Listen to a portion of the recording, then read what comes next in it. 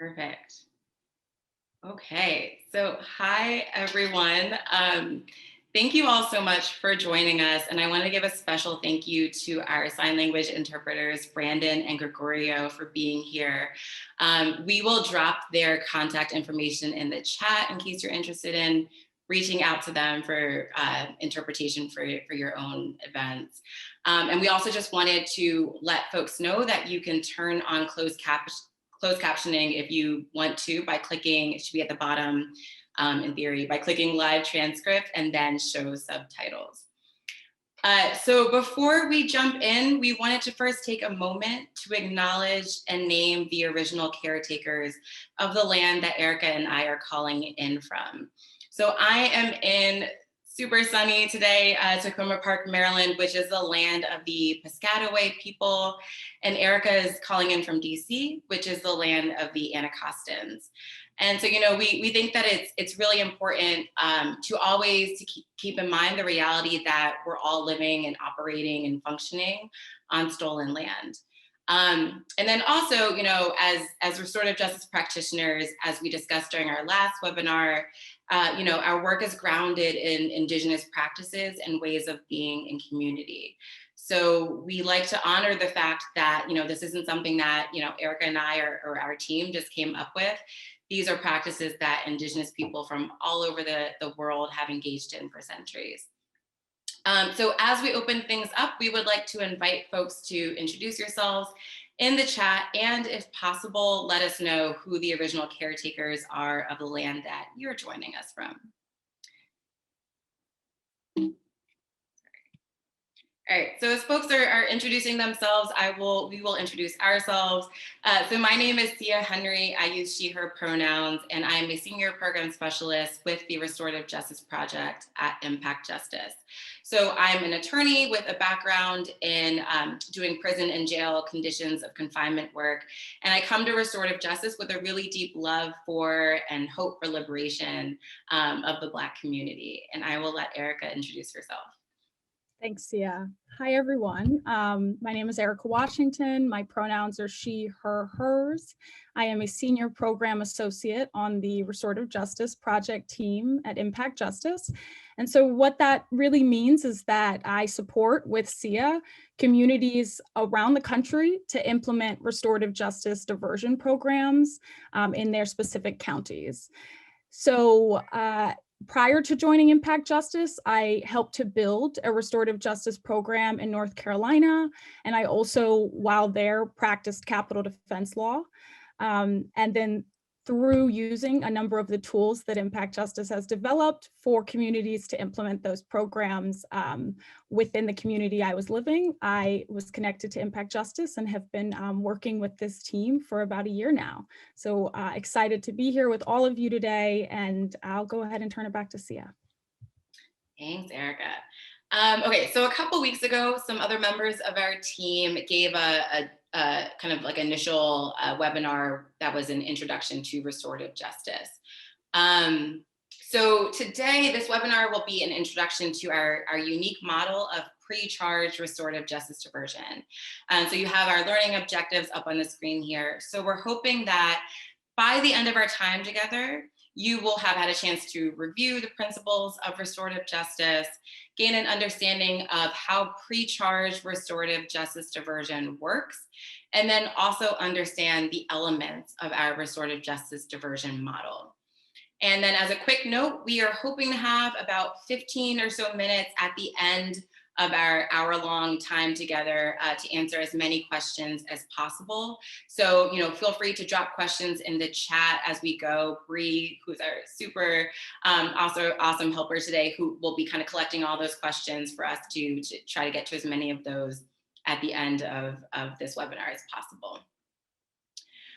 So before we kind of jump into the heart of you know, talking about restorative justice and restorative justice diversion, we wanted to work through a kind of quick exercise. So we would like to invite everyone to take a moment to think about a time that you were harmed. And it doesn't have to be, you know, the worst thing that's ever happened to you. Please don't share what the actual harm was in the chat. But think about a time that you were harmed, and then think about the needs that came out of that harm. So think about the needs from a time that you were harmed. And feel free to drop some of those needs in the chat now.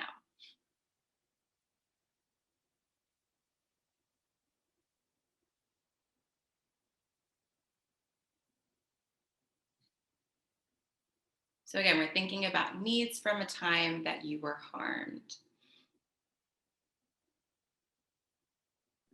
So it looks like some are coming in. We have, I needed to be heard. I needed validation of the harm that happened, to tell someone how I had been harmed, to be fed and cared for. I needed fairness. I needed understanding, to feel safe, respected, empowered. Awesome, thanks, Erica. Great, so then kind of switching gears a little bit, switching our focus, we now want to invite folks to think about a time that you've caused harm. Again, doesn't have to be the worst thing you've ever done, but think about a time that you've caused harm, and now think about the needs that came out of the time that you caused harm. And also feel free to drop those in the chat.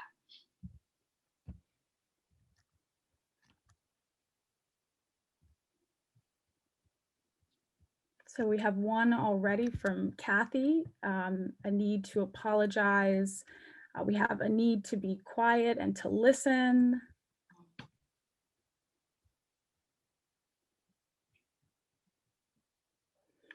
I see a need, let's see, a need to reflect on my behaviors, forgiveness, reassurance that I'm not bad or wicked.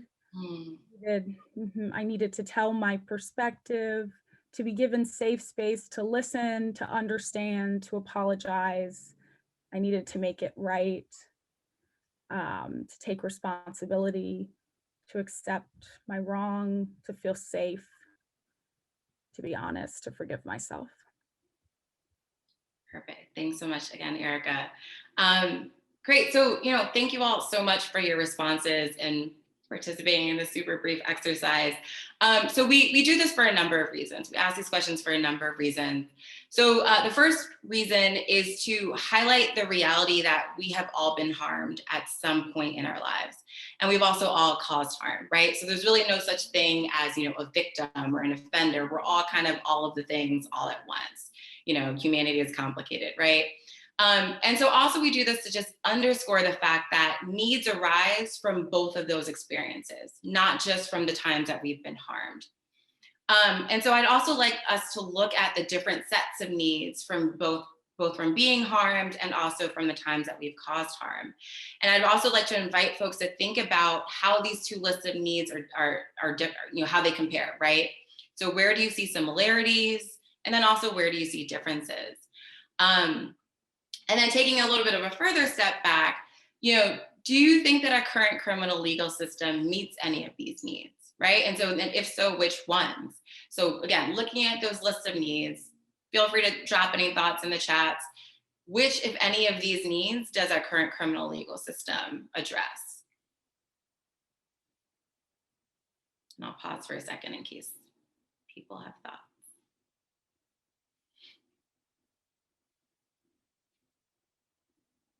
So I'm seeing none, it doesn't. I don't think it really deals with any of these needs, to be honest.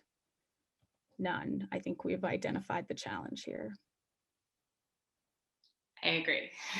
Thanks, Erica. So as you see the quote on the screen, as Dr. Mae Jameson, who's the first African-American female astronaut, said, never be limited by other people's limited imaginations. So a lot of what grounds the restorative justice work that we do focuses on encouraging people to think creatively about different ways of being in community with each other and not limiting our ideas to what has been done or even what we think might be possible or feasible, right? And so in doing that, though, we're not asking people to think about entirely new options and processes, right? We're not asking people to reinvent the wheel. And actually, the process that we're going to be talking about today isn't even necessarily new, because we're not really here to teach you anything new, which I know is kind of a wild thing to say to people at the beginning of a webinar, but stick with us. So the idea here, though, is that we're here to remind you of what you already know. Right. So as we just saw with the responses to the last two slides, and even just the responses in terms of asking about whether our current criminal legal system, addresses any of the needs that come out of harm, you all already know what you need to heal, both after you've been harmed and then also after you've caused harm. And for many of us, though, that knowing has essentially been warped by our exposure to our current criminal legal system. And that can be from our actual direct involvement with the system, from watching TV and movies and different things like that, or even just walking around our neighborhoods and seeing kind of the criminal legal system do its thing. So essentially, Erica and I are really just here today to invite folks to return to ourselves and just kind of remind ourselves of what we already know. So before we get into what restorative justice diversion is and what it can look like, we are going to start with a quick recap of what restorative justice is and the principles of restorative justice, especially for those who weren't able to make it to our last webinar on that introduction to restorative justice. So remember that restorative justice is first and foremost about relationships and ways that we create and nurture and mend those relationships, right? So in the context of addressing harm, and just as a reminder, restorative justice isn't just this program or a tool or a process for addressing harm, but because today we're exclusively talking about harm, in the context of addressing harm, restorative justice is a paradigm shift. And so we're shifting from viewing crime as a violation of the law or like a harm against the state, right? So you look at a criminal case, it's always US v. Henry, Henry being the person who's caused harm. We're shifting from viewing crime as a violation of the state to understanding it to be a violation of people and relationships and harms against people that require individual, interpersonal, community, and system-wide accountability and healing. I don't know why my video just turned off. That's weird. Great, and so we find it helpful to... Hey, Sia. Yeah. Give us 1 second. I think we want to just make sure that everyone can see Gregorio, who's offering us interpretation right now. It looks like, okay, it looks like we're having a difficulty with that. So let me see if we can work that out.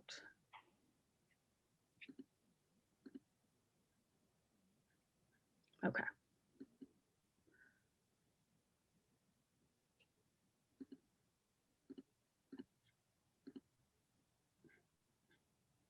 Is there any change? Do people see Gregorio? No. All right. Sorry, everyone. Give us 1 moment to see if we can work this out. Okay. Yay. Okay. There we go. Awesome. We got it. Yes, we got it. Thank you, everyone, for helping us out with that. Perfect. Teamwork. Thanks, Erica. Okay, so all right, so we find it helpful to compare restorative justice to our current criminal legal system, mainly since many of us are just more familiar with that system. Yeah, I'm so sorry. Can you go back to the last slide? Absolutely. Mm-hmm. Can you start with that one? For sure. Okay, so we're winding a little bit. So like I said, so this was basically just a quick recap of the kind of principles of restorative justice that we went over during our last webinar. So basically, we just want to remind people that restorative justice is first and foremost about relationships. So it's about ways that, that we create and nurture and mend those relationships. And so basically, we're in this paradigm shift when we're thinking about harm, shifting from a punitive system to a restorative justice system. Basically, what we're doing is we're shifting from viewing crime as a violation of the law or harm against the state to instead understanding it to be a violation of people and relationships and harms against people that require individual, interpersonal, community, and system-wide accountability and healing. And then, as I was saying, we find it really helpful to compare restorative justice to our current criminal legal system, which most people are just more familiar with because we're surrounded by it every day. So, understanding that this is a kind of gross oversimplification of our current criminal legal system and also of restorative justice, we like to say that our current system essentially asks three core questions, right? It asks, what law was broken? Who broke it? And how should they be punished? And so in contrast, restorative justice asks a very different set of questions. It asks, who has been harmed? What do they need? And whose obligation is it to meet those needs? So when you see these two sets of questions side by side, who are we focusing on in our current criminal legal approach? And you can throw those answers in the chat. Who are we focusing on, or who are we centralizing in the criminal legal system? So it looks like we have answers. Who the person who did the harm, we're focusing on the state, the person who did the harm, the state, harmer, etc. Et cetera. Thank you. Absolutely. And then in comparison, in restorative justice land, who are we focusing on or centralizing? We have the survivor, victim, all the people affected. Absolutely. Right. And so the point here basically being that the people that we kind of create or build processes or processes to address harm around will give us very different outcomes and also very different benefits and downsides. So with that, I will hand things over to Erica. Thanks, Sia. So now, everyone, we're going to transition to our second learning objective. And the second objective really focuses on how we actually design and implement processes that recognize all of what Sia just spoke to, right? So these are processes that will frame justice as a concern for healing in relationship and repairing harm as directly as possible. So of course, that slide that Sia spoke to 2 slides ago really spoke to what it looks like to really address harm and repairing harm as directly as possible to those who have been harmed.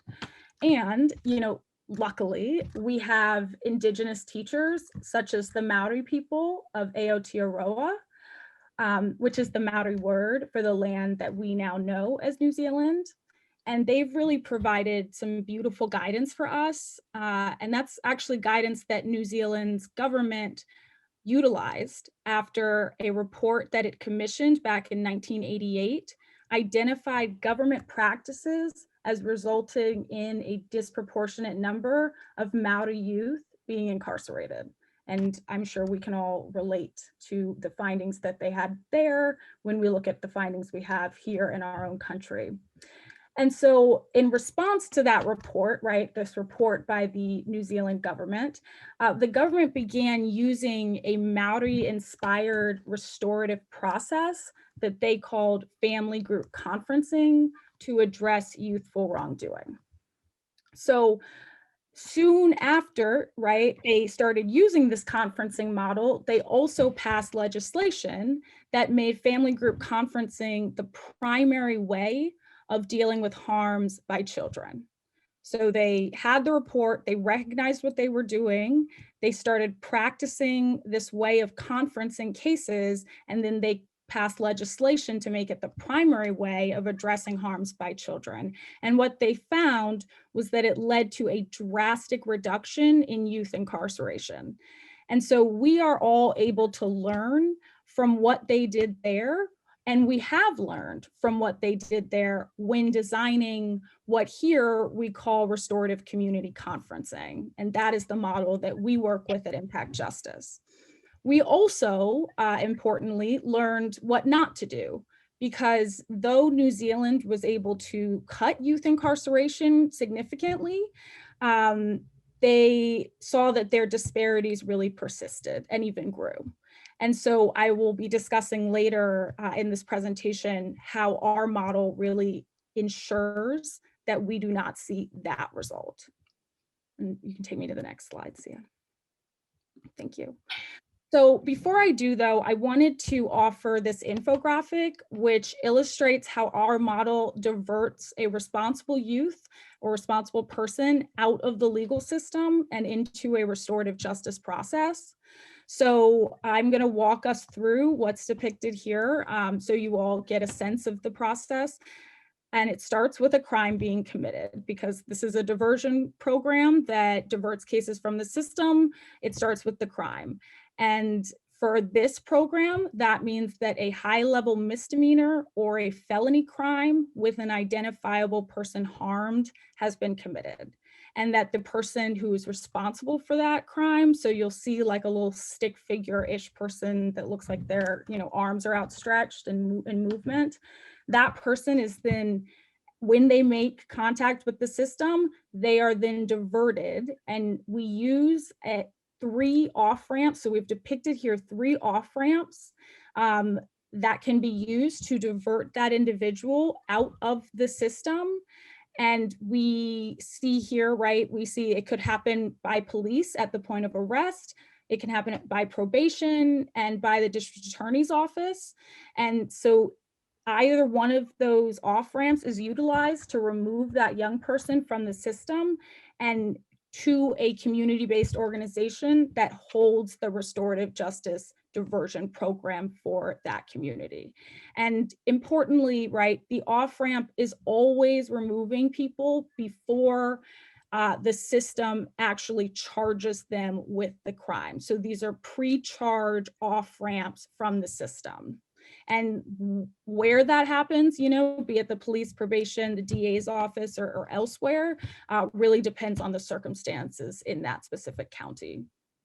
But moving along, right, this responsible person is diverted and then agrees, as does the person harmed, to take part in the restorative justice process. And so what that then triggers is a period that we call preparation. It's not depicted here specifically, but it is a period where each person, so the person who was harmed, the person who did the harm, as well as loved ones and community members, work separately with restorative justice facilitators to really process what happened, the causes, as well as the impact of the harm. And only then, right, when everyone is adequately prepared, is everyone brought together, and that is the restorative community conference, right? And so you see like the blue cloud, that's where the conference is located on this infographic. And so what that means is that they all engage in a face-to-face dialogue, right? So the person harmed, the responsible person, supporters for both, and community members speak face-to-face in order to discuss the harm and to co-create a plan for healing. And the way that our programs work, that plan should really aim to do 4 things. So the plan is supposed to repair the harm to the person who's been harmed. It is supposed to repair the harm to the community, repair the harm to the young person's family or support system, and repair the harm to the young person themselves. And that plan also uses what we call SMART criteria. I'm sure you may have seen that used in various segments, but for us, that means it is specific, it's measurable, it's achievable, it's restorative, and it's time bound. And so when the plan is completed, and so you'll see, moving along that line, it ultimately results in no charges being filed with regards to that case that's been diverted. And luckily, hopefully we then disrupt what we know is a cycle of incarceration. So that's the process that we train our community-based organizations to facilitate for individuals diverted to their programs. And you can move us along. Thanks, Erica. Okay, so in working with this model for a number of years as a team, we have spent a ton of time thinking and talking with folks and doing research on what makes a restorative justice diversion program successful and transformative. And so we've landed on these 8 core elements that you see up on the screen that we think are really critical for any restorative justice diversion program. So Erica and I are going to take a little bit of time to kind of really walk through each of these. So the first core element is oriented around the needs of people harmed. So we believe and recognize that people harmed have the right to define what justice and healing looks like to them, right? And so because of that understanding and recognition, people harmed drive this process. And so survivors, for instance, identify the needs resulting from the harm that they have experienced. And since everyone is different and unique, these needs are also different and unique, right? So we can't take a one size fits all approach to healing harm like the current criminal legal system does. So oftentimes people ask, can you give us an example of a reparative plan that has come out of one of these restorative justice diversion processes? And I mean, the answer is yes, we could. But in explaining the particular harm and the reparative plan, someone not involved in that harm might think, oh, that's not enough. But the reality again is that all survivors are different. And so what people need in order to heal is going to be different. And so what might not seem quote unquote enough to one person might be enough to the person who actually experienced the harm. And so basically those survivor identified needs are, to the extent possible, built into the plan for the responsible person to make things right. So again, this is really a process of just recognizing someone has been harmed here and they have needs, and how do we really rally around them and support them as a community and getting many of those needs met as possible. Awesome. So element 2 of our model, our programs are structured to address racial and ethnic disparities in order to end BIPOC criminalization. And hopefully this and a number of the other elements that we're going to go into will address some of the questions that I saw coming in when I was discussing the process. But really this element gets to what I think probably many of us on this call appreciate, and what also was seen in Aotearoa, which is that youth diversion programs so often fail to reach the communities that are most impacted by our harmful criminal legal system, right? And so recognizing that, we want to keep racial and ethnic disparities, or RED, at the forefront of how we build and implement these programs. And so for us, right, recognizing this real focus on addressing racial and ethnic disparities, the jurisdictions that we partner with create referral criteria by asking which offenses are youth of color disproportionately arrested for, right, arrested or incarcerated for, and where are youth of color disproportionately contacting the system. So which offenses and where is it happening? And then we bake the case types that are identified and the zip codes into the referral criteria for these programs.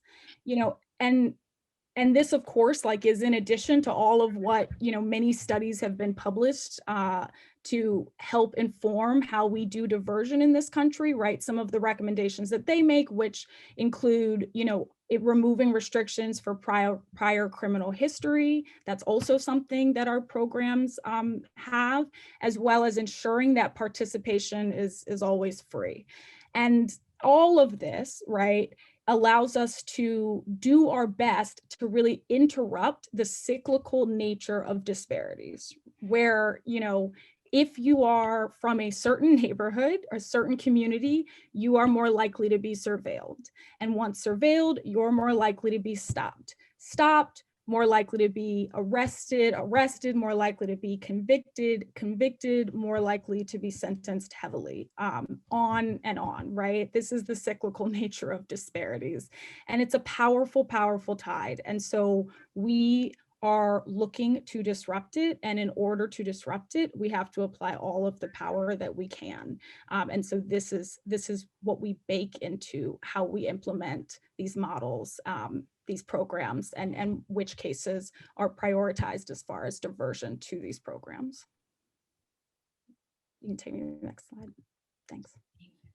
Okay, so our next element is that this is an exclusively pre-charged diversion approach. So, so we believe that restorative justice diversion programs should only divert cases pre-charge in order to minimize interaction with the system for both the responsible person, but then also the person harmed. So basically what all of this essentially means is that a prosecutor sends the case to a community-based organization before ever charging anyone with the crime. And so I know there was a question in the chat about pre-charge versus pre-arrest. There are some sites that we're working with that are doing pre-arrest, that are preparing to launch actually a pre-arrest approach. It really kind of just depends on what is currently kind of possible legally in each site. But our goal really, honestly, is to work towards, supporting communities where no one calls the police in the first place. And when harm happens in a neighborhood, in a community, instead of someone calling the police or even engaging the state, they instead call their local community-based organization, and they're able to directly divert that harm straight to their community-based organization. But just kind of in terms of a pre-charge approach, we believe that this is ideal for a number of reasons. We could go on about this for hours, but basically just to name a few, the more involved someone is in the criminal legal system, the more negative psychological and legal consequences there are as a result of that involvement. And then also, people, especially people of color, especially Black and brown folks, are less likely to feel comfortable telling the truth and being vulnerable once they have been charged with a crime and given a defense attorney who will likely and understandably advise them not to admit guilt, and different things like that. And then there are also a number of benefits to survivors, especially survivors who are reluctant to cooperate or engage with the legal system. And also, we believe that by doing this approach pre-charge, it's really putting the needs of survivors up front. So this isn't a process where the state steps in and charges someone and then kind of as an afterthought says, okay, survivor, you can go have, this little process that you would like to engage in. This is instead really prioritizing, again, the needs of survivors. Again, especially those who aren't interested in involving the state in their harm, in addressing their harm.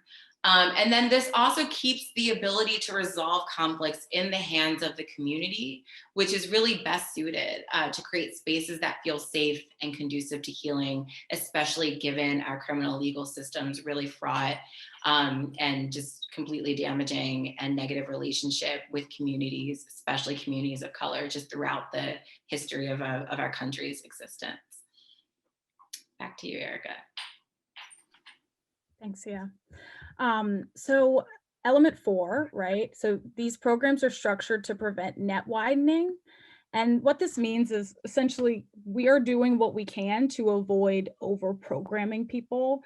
And this is really, based on a number of concerns, but we know that there are studies that show that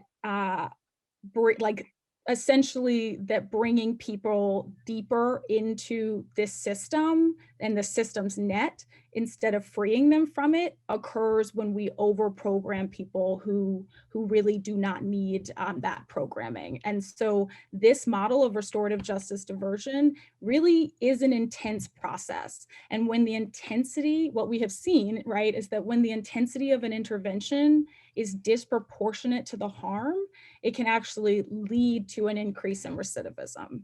And so what do we do about it, right? We essentially say, and what our programs are currently doing is that only felonies and high-level misdemeanors that would have resulted in incarceration or probation are eligible to be diverted to these programs.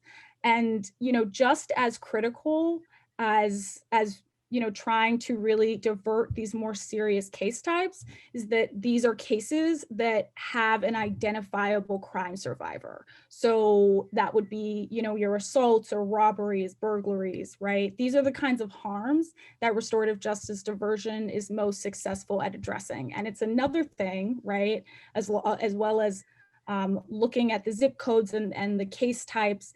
We also look at these types of harms, right? Identify like these types of harms with identifiable crime survivors. And all of that is baked into the agreement with the system partner with as far as which cases are going to be diverted to this type of a program. So, what this does is that it allows the person who caused harm to connect what they did to the emotional, physical, and psychological impact on the survivor. And, to me, it's intuitive, but it's also reflected in studies. Studies are consistently showing that restorative justice is most effective at addressing recidivism when it is used for violent crimes with identifiable survivors rather than property crimes. And I'm sure there are a number of you on this call, on this webinar, who have seen studies that really are not showing restorative justice programs to be very effective. And what I have seen consistently is that a lot of the case types that are being sent to those programs are not appropriate for this type of an intervention. And apart from, of course, the impact that we're seeing on recidivism, and in a second, we're going to get into what we're seeing with regards to our specific programs. Having an identifiable participating survivor has been shown to decrease their perceived likelihood of re-victimization, to decrease anxiety, increase their sense of security, increase their feelings of self-confidence and self-worth, increase sympathy for the person who did harm, for their loved ones and supporters, right? There are all of these incredible benefits for the survivors. And so making sure that they're involved in this process is really important. And to put that in medical terms, right? Like all of this speaks to post-traumatic stress symptoms, and then post-traumatic stress symptoms speak to an increased risk of coronary disease, drug abuse and alcohol abuse, diabetes, it goes on and on. I sometimes say, and I've heard said, harm begets harm while healing begets healing. And restorative justice diversion is really looking to create a space to feel hurt so we don't transmit hurt. And with that, I think we can take it to the next one. Great. So our fifth element is that this is a strengths-based approach to healing harm. So as Brian Stevenson very famously said, we are all so much more than the worst thing that we've ever done. So our team also adds to that we're also so much more than the worst thing that has ever happened to us. And so our model essentially leads from that understanding.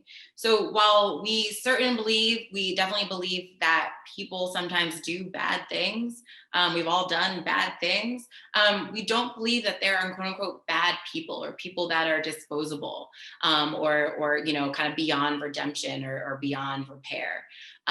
So we have basically kind of, based on all of that understanding, we have shifted the approach from focusing on what's quote unquote wrong with the person who's caused harm to what's really right with them, right? And so we train program facilitators at the community-based organizations in the sites that are actually running these programs to approach interactions with participants from a strengths-based perspective by finding out what skills they have or qualities they're proud of, and then finding ways for the response to harm to uplift those strengths, right? So let's say there's a survivor who really loves art, and let's say that there's, the person who has harmed them is kind of a budding artist. Maybe there's a way for that budding artist to kind of be paired with people in the community, artists, community-based artists in the community. And maybe there's a way for them to kind of really build on those skills of being a young budding artist in order to help, to repair the harm to the person that they've harmed. So I will end there and hand it back to you, Erica. Thanks, yeah. So yeah, element 6, these programs are rooted in relationships. And so we really can't say this enough. We've already said it a lot anyways, but building, mending, maintaining relationships is really at the heart of how we conceive of justice, and therefore, right, how we design these programs. Science affirms that that trusting, loving relationships add, I think the last thing I saw was like 15 years on average to your life. Relationships are critical. And because of that, right, we really train facilitators to see relationship building as the bedrock of their work. So they're trained to really take the time that they need to build trust and to deepen relationships with those who are involved in the process. And as a result, right, that deepens their insight into the participants as human beings, right? And by extension into the harm and its impacts.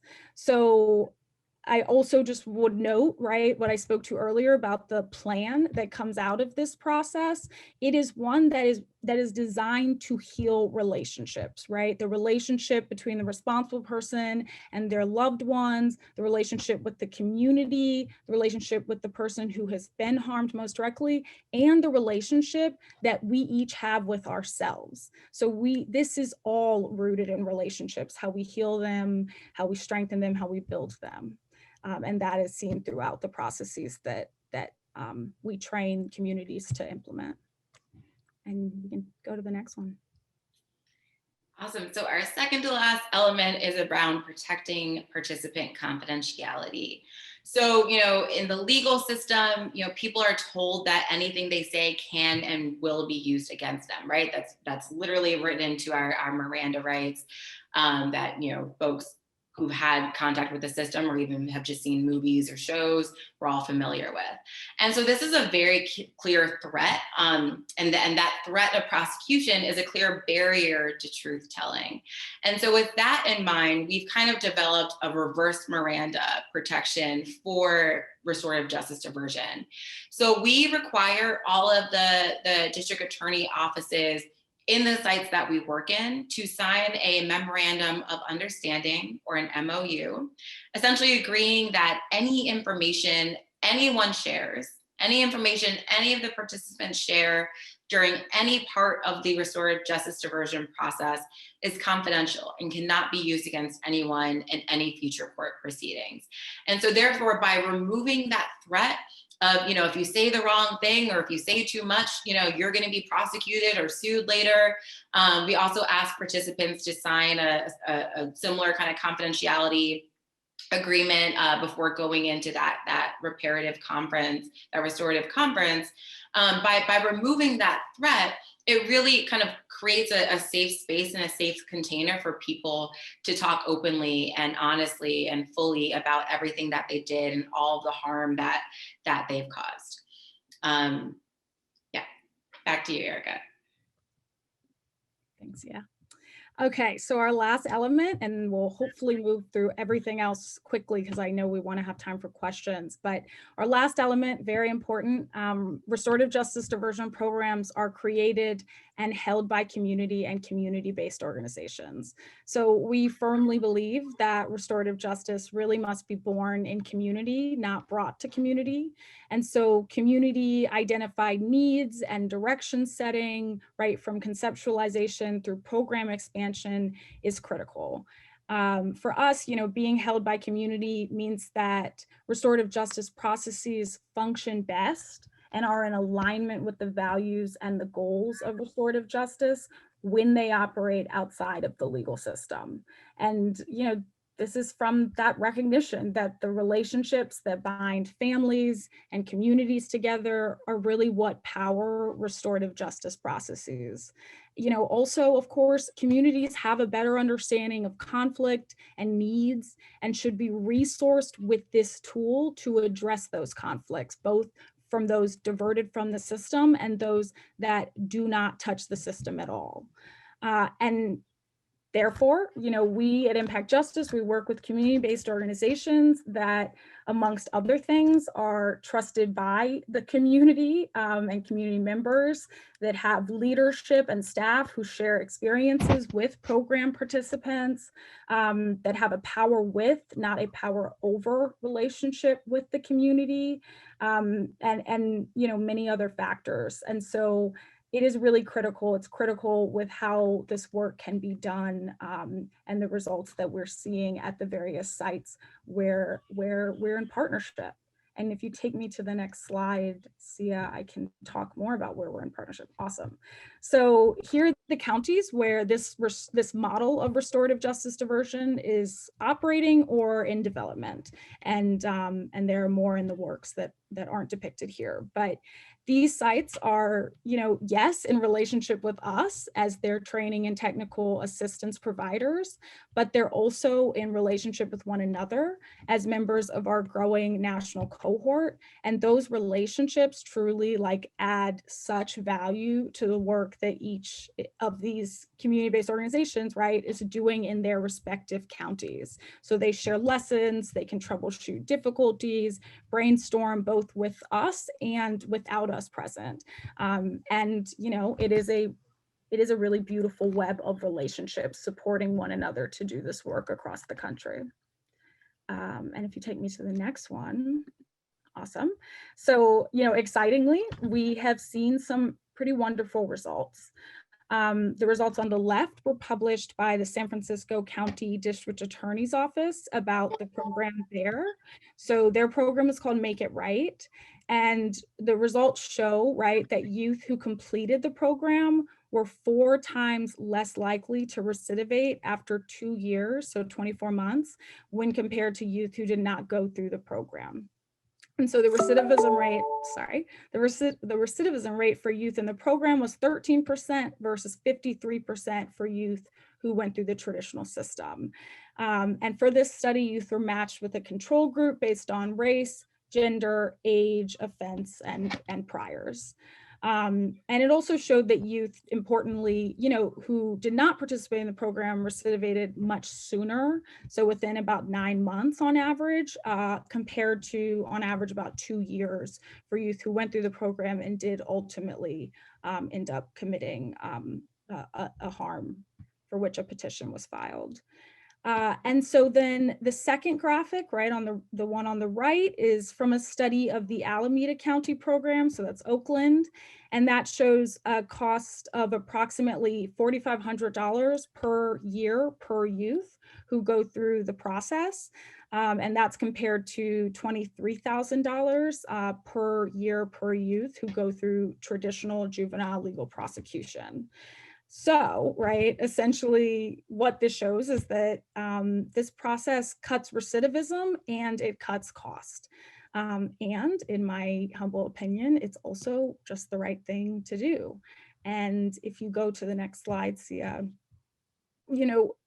further findings, right, we focus a lot on recidivism, but and costs, but we really, for the programs where we work, we are looking to gather a lot more information that is really important. And so these are findings from the Oakland program, the Alameda County program, and it shows that youth report high satisfaction with the program and indicate that their participation has had a significantly positive impact on their relationships with their families, on their ability to deal with conflict, on their communication skills, etc. And though I don't believe, it's not really reflected here, but caregivers themselves report similar findings about their youth.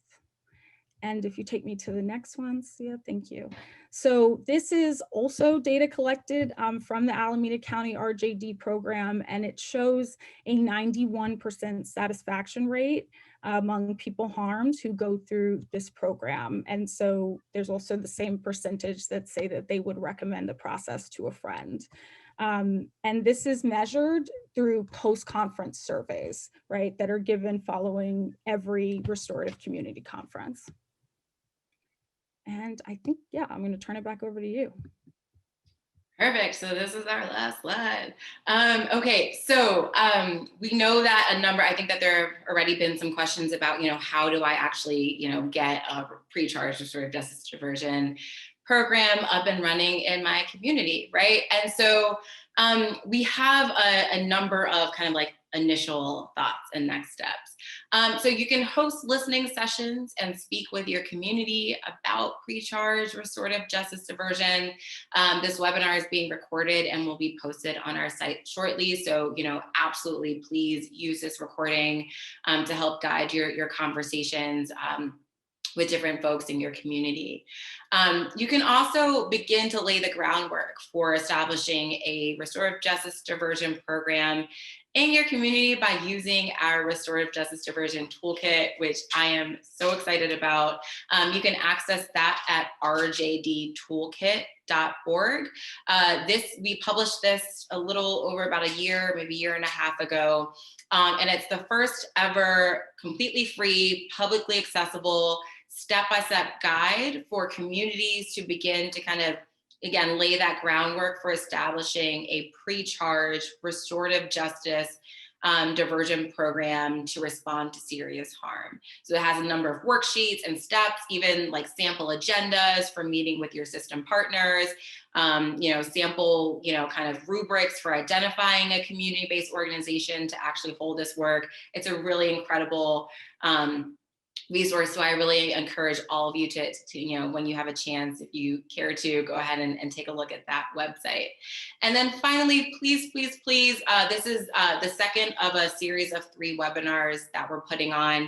So please register for our April 13th webinar. We will drop the link to register for that in the chat. And that webinar will basically be an overview of our RJD toolkit and to really walk people through, kind of give people a sense of how best to use that toolkit. And again, that toolkit essentially kind of walks you through those initial steps of identifying a community-based organization if you haven't already, meeting with system partners, getting buy-in from system partners, getting a memorandum of understanding signed, getting initial data from system partners, really getting you up into that point until those community-based organizations need to get trained before you can actually launch a pilot. I know we only have 5 minutes left, and that's kind of not really enough time for questions, but we will do our best. So I will stop sharing my screen. Bree has been amazing at just pulling all of your questions from the chat. So I'm just going to jump in. So the first question that I've highlighted is, how do you get reluctant parents or families to participate in, in this process? And I'm happy to take this one. So basically, there's a ton of prep work that happens before people who have caused harm and people who have been harmed are ever brought into a conference. And so facilitators spend a ton of time working with participants to identify their support system, right? A ton of time basically asking, who are the people in your life that really encourage and support you to be your best self? And who are the people that you would feel comfortable being at this conference with you and supporting you, both as the person who's caused harm and also as the person harmed? And that doesn't necessarily have to be your parents or your family members, right? Some people have chosen family that are closer to them than their blood relatives. And so those are the people that facilitators really encourage people to invite to a conference. The next question that I pulled out is, what if the person harmed does not want to participate in restorative justice? Erica, do you want to take that one? Sure, I can take that one. And then I might try to touch on I saw a lot about pre-charge, post-charge. So yeah, if the person harmed does not want to participate, of course, this is a, voluntary process that they can choose to participate in or not. We often, we train facilitators the first question is,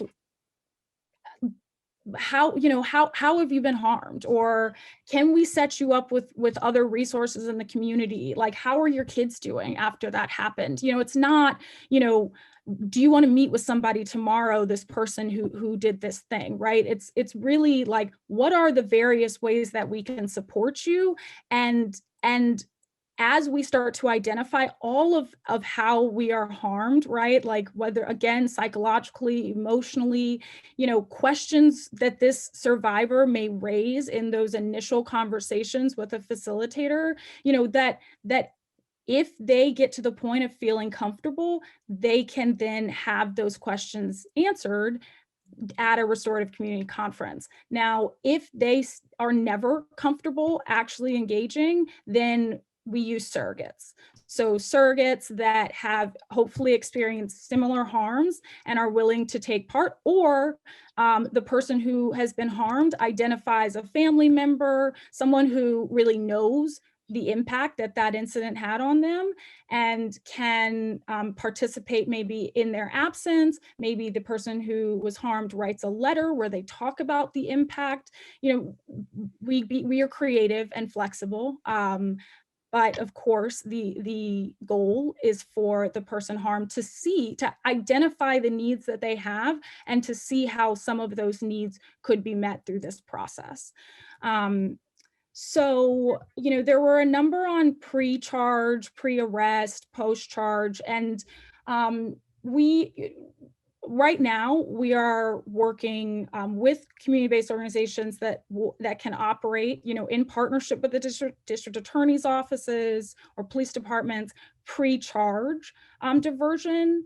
So some, like Sia said, are actually operating pre-arrest, but largely that's post-arrest, pre-charge.